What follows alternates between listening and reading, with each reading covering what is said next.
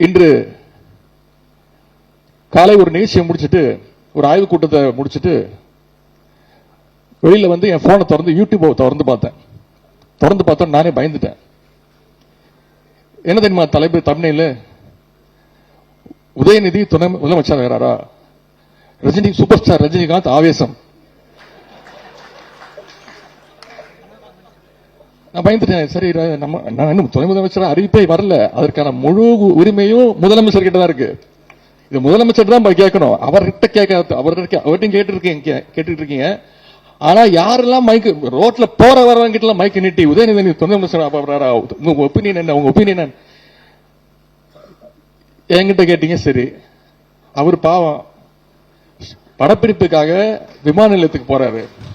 அவரை போய் வழிமறிச்சு இடம் கொடுக்காம, அவர் பிளைட்டுக்கு டைம் ஆச்சுன்னு நினைக்கிறேன், அவர்கிட்ட போய் நீட்டு அவர் சொல்லிட்டாரு எங்கிட்ட இந்த அரசியல் எல்லாம் கேட்காதீங்க அப்படின்ட்டு போயிட்டாரு. ஆனா அவங்க வச்சிருக்கிற தலைப்பு என்ன, படிச்சா என்னன்னு தோணும்?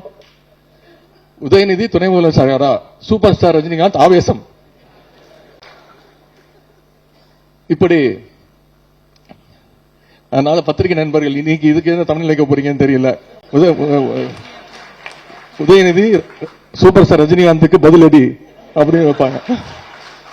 நானே எடுத்து கொடுத்துறேன்.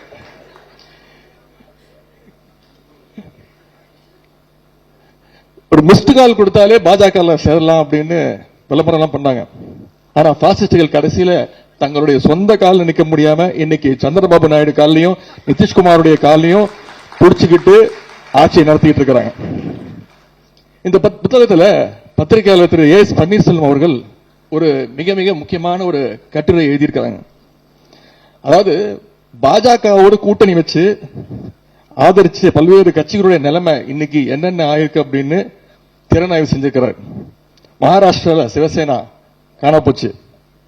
காஷ்மீர்ல மக்கள் மாநாட்டு கட்சி எங்க இருக்குன்னு தெரியல. ஒடிசாவில் பிஜு ஜனதாதளம். இப்படி பல்வேறு கட்சிகளை பாஜக காலி பண்ணிருக்கு. ஆனா அந்த பாஜக காலி பண்ண லிஸ்ட்ல முதல் இடம் நிக்கிற கட்சி எதுன்னு உங்களுக்கு தெரியுமா?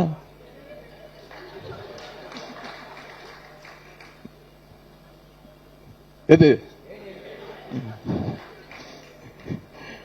இப்படிப்பட்ட ஒரு பாற்பட்ட நிலைக்கு நம்முடைய எதிர்கட்சி தள்ளப்பட்டிருக்கு. அவங்க மீண்டு வரணும் என்பதுதான் என்னை போன்றவருடைய ஆசை.